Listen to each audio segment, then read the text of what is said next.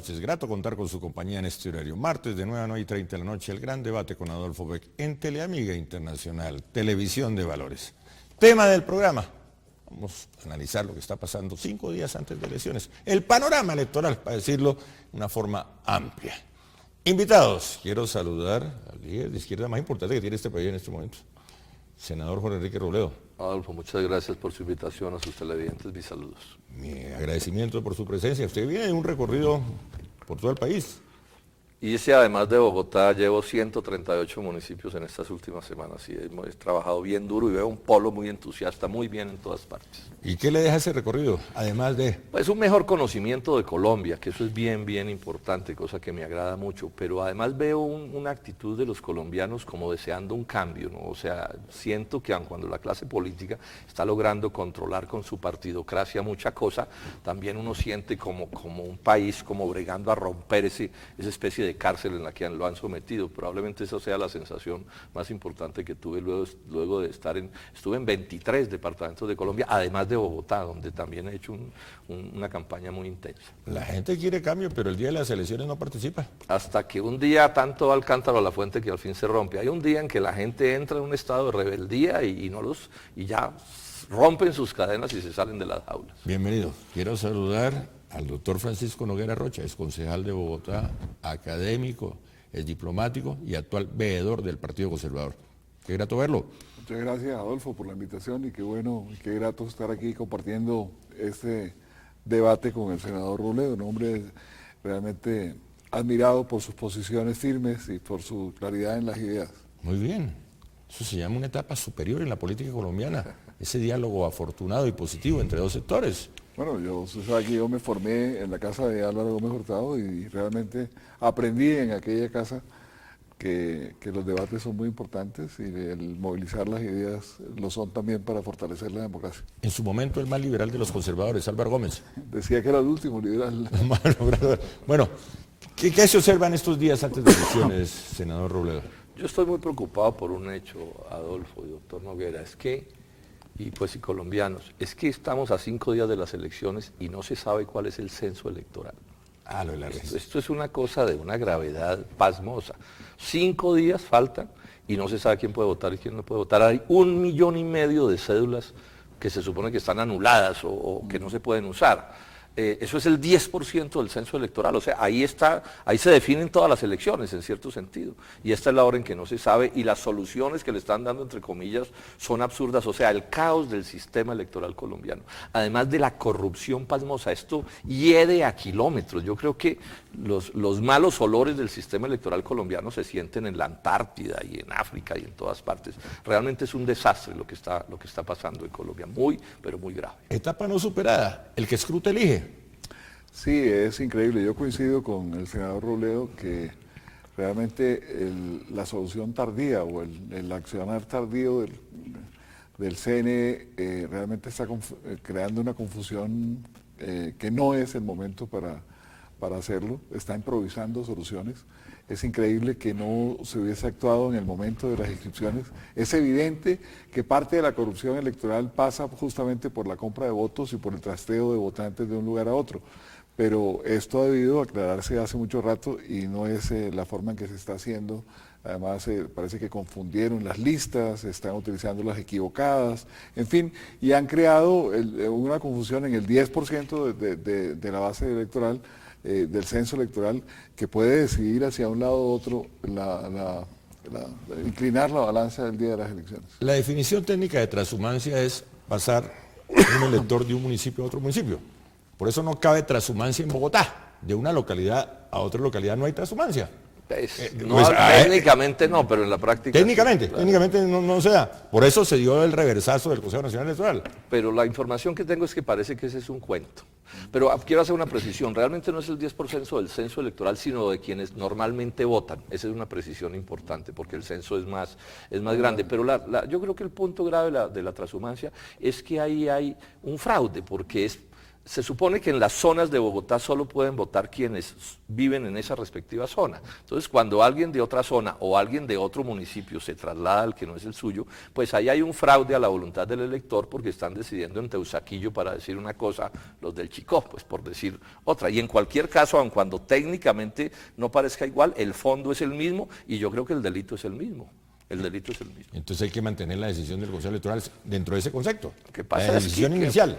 Lo pasa es lo inoportuno del momento de la actuación y la confusión que ha generado y está utilizando seguramente bases de datos equivocadas. Pero llegamos a un punto, y lo mencionó el senador, y realmente la corrupción, es decir, toda la gente que nos está viendo, yo creo que la gran cruzada que hay que hacer, y lo digo como veedor del partido, ahora les contaré algunas anécdotas de lo que he encontrado, yo apenas llevo una semana en esta actividad, pero realmente la corrupción ha permeado todos los niveles, todos los estratos sociales, la gente se acostumbró a la corrupción.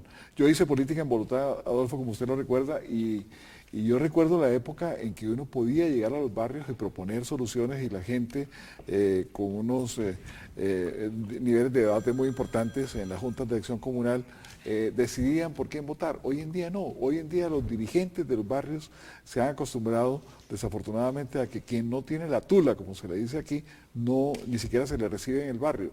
Esta es una situación realmente que hay que perseguir y que hay que modificar si no queremos que realmente nuestra democracia se vaya a pique. ¿No? Es una batalla de chequeras, ¿no? De chequeras. Sí. ¿Quién tiene más plata?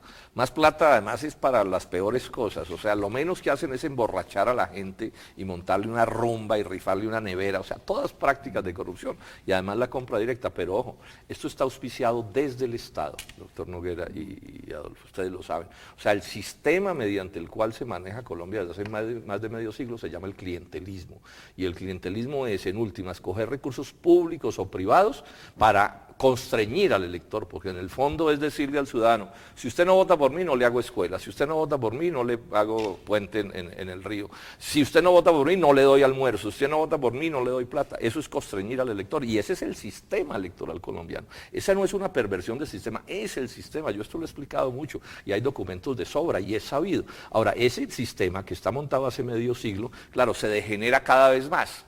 Entonces cuando aparece la mafia, pues aparece la plata de la mafia, pero el problema venía desde antes. Ahora, ¿cuál es el lío más grave para arreglarlo? Es que lo tienen que cambiar las mayorías, y las mayorías ganan con ese sistema. Entonces, no hay cosa más difícil de arreglar que un sistema electoral, porque los tienen que arreglar los beneficiarios de la corrupción, los que ganan con él. Entonces, imagínese la dificultad que eso tiene para Colombia. Pero muy grave eso para la democracia, que las mayorías están permeadas por la corrupción en Colombia. Así es. Desde la Casa de Nariño. La Casa de Nariño en Colombia defiende la mermelada como una cosa aceptable y respetable en Colombia. Es muy grave. Bueno, es que lo dijo el presidente Santos en alguno de sus discursos, en Barranquilla tal vez, donde sacó una enorme votación, increíble votación. Casi el 80% de los votantes en el Atlántico y en Barranquilla votaron por el presidente Santos, y en alguna de las preguntas que públicamente se le hizo al presidente dijo, bueno, es que la mermelada no es mala, la mermelada es buena que repartirla para que lleguen obras a los... Pero yo le voy a contar una anécdota, senador. La primera vez que yo participé en la vida pública fue cuando ganó en Bogotá el primer alcalde elegido popularmente fue el doctor Andrés Pastrana, y él me invitó a que yo participara en su gabinete, cosa que le agradezco. Antes de eso yo estaba en la actividad profesional y privada, fue un gabinete de personas jóvenes, etcétera. Pero acompañaba yo en aquella época, como la gente lo debe recordar, al doctor Gabriel Melo y al doctor Roberto Camacho. Y lo que vi cuando llegamos a los barrios, en algunos ya posteriormente al paso mío por la Secretaría de Educación, fue que la gente quería que se perpetuaran las prácticas que ellos habían visto en el Partido Liberal en Bogotá, que era mayoría, y que se repitieran esos mismos vicios, digámoslo así, pero ahora a nombre del Partido Conservador. Y se lo digo con franqueza, también lo he visto ahora, y no se lo digo por usted, porque usted ha sido una persona erguida, que ha luchado contra la corrupción, pero también lo he visto, guardadas proporciones, proporciones y a veces desbordada también en la llegada del polo a Bogotá. Es decir, el polo que llegó con un discurso de renovación a Bogotá, como llegamos en aquella época, hace 25 años los conservadores a Bogotá, le he visto actuar con las mismas prácticas, con la excepción honrosa suya y con una voz muy erguida, pero que realmente... Y la gente en los barrios se acostumbró a eso y no luchan contra esa corrupción, sino que quieren de alguna manera algunos dirigentes perpetuar la corrupción porque creen que esa es la forma de hacer política en Bogotá y en Colombia. De esto usted puede excluir personas, como lo señala muy bien en el caso del senador Robledo, pero no excluir ni movimientos ni sectores políticos, ni al Partido Conservador, ni al Partido Liberal, ni a la izquierda, ni a la derecha del centro. Eso, que el nuevo nombre del clientelismo es mermelada, palabra que acuñó el actual presidente como siendo ministro de... Yo quiero hacer una precisión. Con su venia, yo quiero hacer senador, una precisión. Sí. Es cierto que aquí en el polo, en Bogotá, han sucedido cosas que nos avergüenzan y que no pueden suceder, pero esa no es la línea del partido. Una de las razones por las que se crea el polo es precisamente por no compartir el estilo de los partidos tradicionales. Esto viene desde hace rato. Yo cito mucho un documento del doctor Alejandro Gaviria, ministro de Salud, donde él explica, y lo ha explicado Rudolf Gómez y Fernando Cepeda y todo, el clientelismo es una creación del Partido Liberal y del Partido Conservador. Es un acuerdo mediante el cual se gobierna de esa manera. Contrapopulismo, dicen ellos, clientelismo. Y eso ha permeado todos los partidos. Entonces el polo nace contra eso. Ahora, y quien el polo no actúe con esa lógica nos está traicionando, pero los orígenes, y aquí se vuelve importante el tema de los orígenes, en esto hay que ser franco, porque si eso no se modifica de verdad como una concepción de los partidos, no hay cómo arreglarlo. Es que si esto fuera una perversión de unos individuos, pero en el caso de los partidos tradicionales no, esa es la línea, eso es lo que están haciendo, no solo en Bogotá, sino en todas partes. Ya tiene la palabra usted, después del corte. Ya regresamos.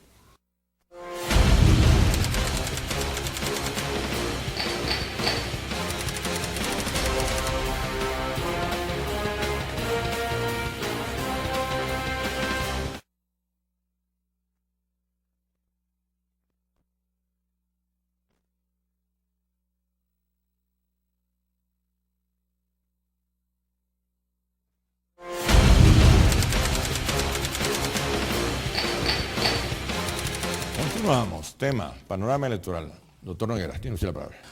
Hombre, yo le cuento, le mencioné hace un rato, tomé la determinación de colaborar, a ver si logramos rescatar una parte de ese cascarón que se llama el Partido Conservador, de aceptarle a la Dirección Nacional lo que me ofrecieron ad honorem como veedor del partido.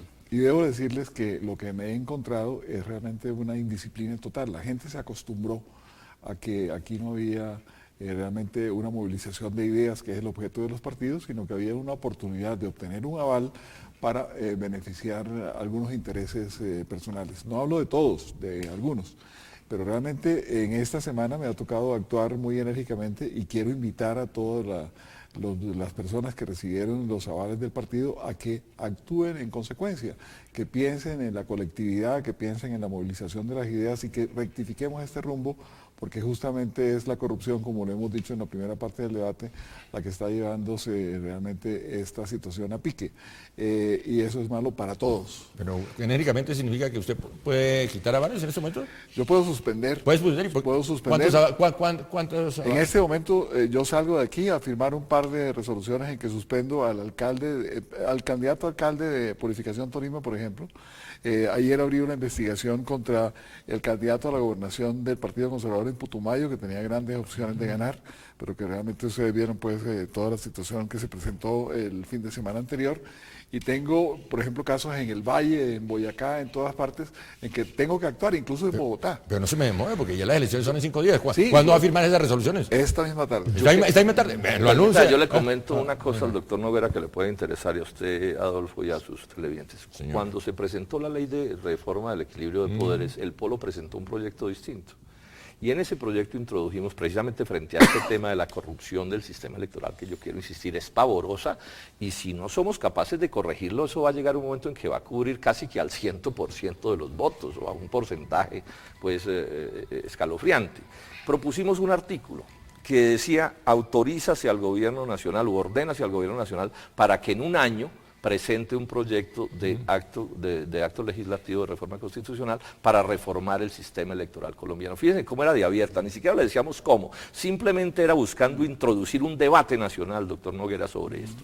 O sea, aquí hay como una especie de partidocracia, y usted lo sabe, el Consejo Electoral es lo mismo. El Consejo Electoral está diseñado para que cada consejero llegue como jefe de un combo, más o menos, ¿sí? A ver cómo negocia con los otros en medio casi que de las puñaladas, y cómo se reparte el botín electoral, cómo se reparten la registraduría, que es también parte del botín. Entonces, yo creo que deberíamos empezar como una especie de campaña en Colombia para hacer una reforma del sistema electoral, de verdad. Porque lo que tenemos es inicuo. Yo tengo en mis archivos una cita del procurador Maya cuando fue procurador, en que él dice que las elecciones en Colombia eran tan corruptas que ni siquiera se deberían hacer.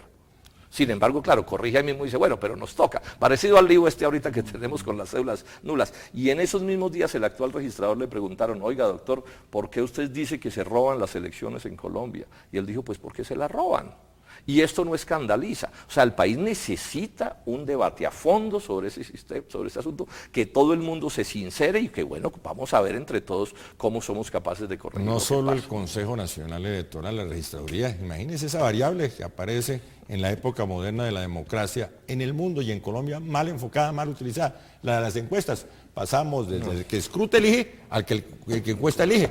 No, entonces ya una persona si no figura en las encuestas, entonces ¿para qué participa? Otra perversión. Otra perversidad, otra perversidad. Ojalá, pasada este debate electoral, se reviva un movimiento en el Congreso para reformar la ley electoral y para aplicar propuestas como la que acabamos que no podemos seguir así, eso no es democracia, con un sistema en electoral parte corrupto. toca hacer el esfuerzo desde afuera, porque ya les decía, quienes están o quienes estamos ahí en cierto sentido es o porque se benefician del sistema electoral o porque somos la excepción que confirma la regla. Entonces se vuelve muy importante que desde afuera se genere, y es una invitación que le hago a todos quienes observan la política, llegó la hora de mirar esto con seriedad y ver qué se va a hacer, porque no puede ser que se sigan robando las elecciones y que nos digan que esto es una democracia. Ojo, pero con ese ejemplo del veedor del Partido Conservador, el Polo necesita un veedor también. No, por supuesto que sí. Ya vamos con el tema, vamos a un corte y ya vamos con el tema.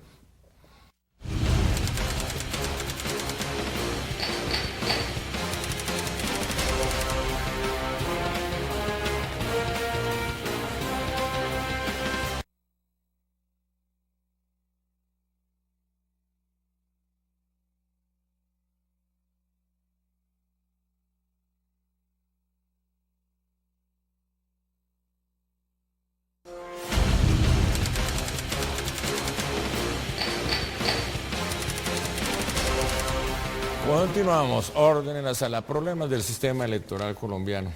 Bueno, tenemos la solución, tenemos literalmente la respuesta sobre la mesa, pero no hay capacidad, el término no es capacidad política, voluntad política para este tipo de reformas. Mire, yo voy a retomar la última frase del senador Robledo diciendo que ojalá desde afuera los electores se movilizaran para obligar al Congreso. Sí. Porque es que también ocurre, senador, y usted lo sabe, y usted que ha sido una voz erguida en el Congreso, ocurre en el Congreso que las mayorías parlamentarias se mueven con el sentido de quien reparte la mermelada. Lo que dije el repartidor de la mermelada es lo que hace la mayoría. Lo vemos ahora, por ejemplo, en la creación de este congresito o este órgano legislativo que quieren crear, en fin, una cantidad de cosas que se están haciendo, pero si los de afuera le obligan, como se hizo en Guatemala, aquí cerca, en Latinoamérica, una movilización del pueblo para exigir que se llevara a juicio al presidente y lo tumbaron, aquí también podría pasar lo mismo si la gente se moviliza. Hay que aprovechar.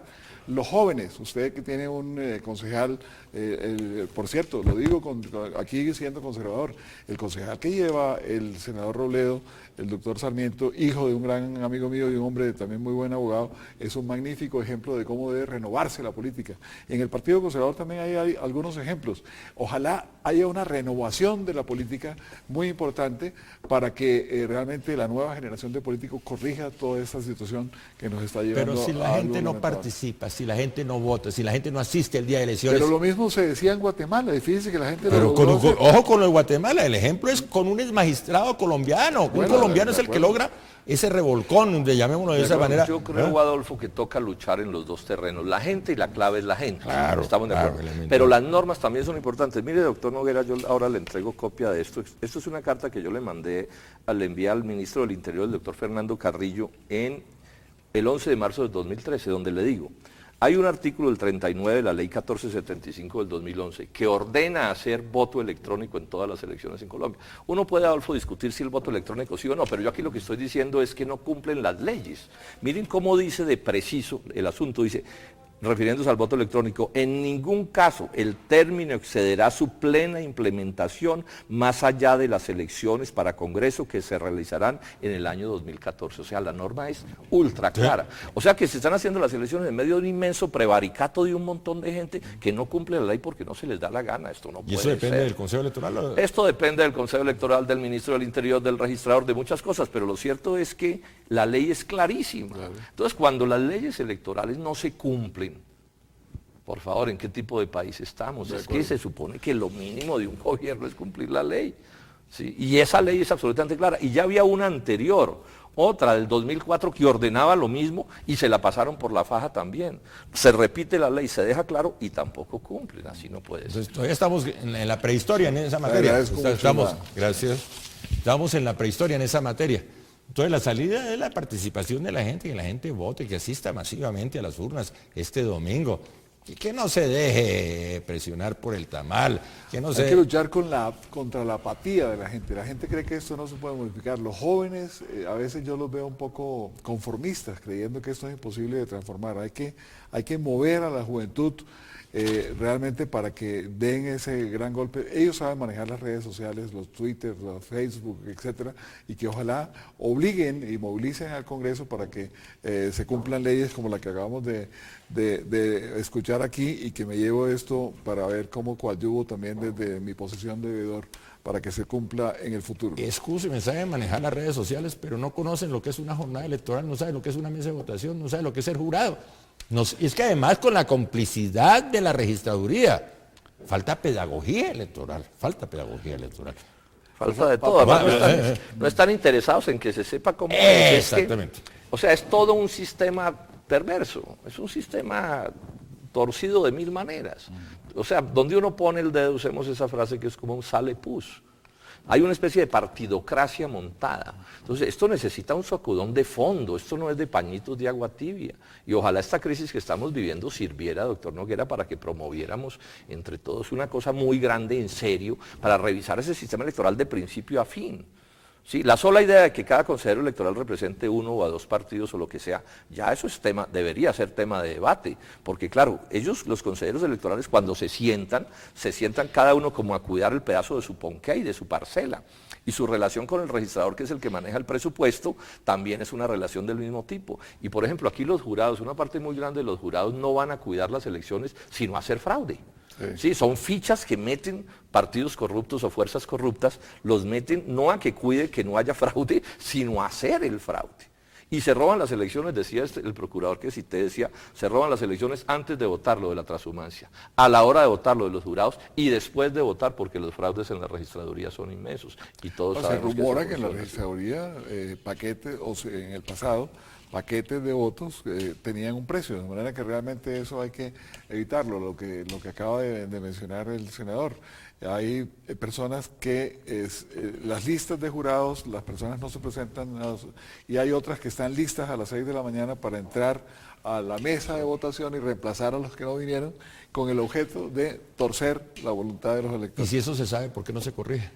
Porque hay que hacer no solamente una campaña mediática, sino también legal para que se cumplan y se Bueno, yo recuerdo mucho en algunas elecciones en Ciudad Bolívar, yo tengo el recorte en mi oficina, de que a un señor como en Soledad Atlántico o en Sabana Larga o en algunos barrios de Barranquilla lo encontraron con una mochila de 15 millones de pesos en efectivo. En esa época, hoy 15 millones. Cosas sencillas. Por ejemplo, nosotros en ese acto legislativo que presentó el Polo decíamos que se deberían crear algo así como unos bloques de búsqueda en la Procuraduría y en la Fiscalía para perseguir la corrupción electoral. Es que aquí todo el mundo habla de corrupción electoral, pero las autoridades no la persiguen. Pues salvo excepciones como para dar la noticia de que en un caso o en otro, pero aquí no hay una actitud. Es más, voy a decir una cosa bien dura. Buena parte de las opiniones de los formadores de opinión en relación con este tema tienen mucho de fariseísmo, porque es un escándalo que dura 2 semanas después de las elecciones, cogen un par de chivos expiatorios, los crucifican y después permiten que todo siga igual. ¿Por qué no hay una campaña sostenida de los grandes medios de comunicación de Colombia contra esto? ¿Por qué no la hay? Porque el acuerdo de la corrupción electoral tiene otro secreto, y es que el acuerdo consiste en que se pueden robar las elecciones, pero eso sí van al Congreso a votar como digan los organismos internacionales de crédito y las élites económicas. Eso lo explica Rudolf Gómez muy bien. O sea, el acuerdo es, usted róbese la plata que quiera y haga el fraude que quiera, pero eso sí, vote, gobierne en mi beneficio, y estoy hablando que en el beneficio es el de los grandes poderes económicos. Senador, los tiempos de este país, aquí el largo plazo dura 2 días. Sí. Señores, termina el gran debate con Adolfo Beck con una sola frase. ¿Qué puede pasar este domingo?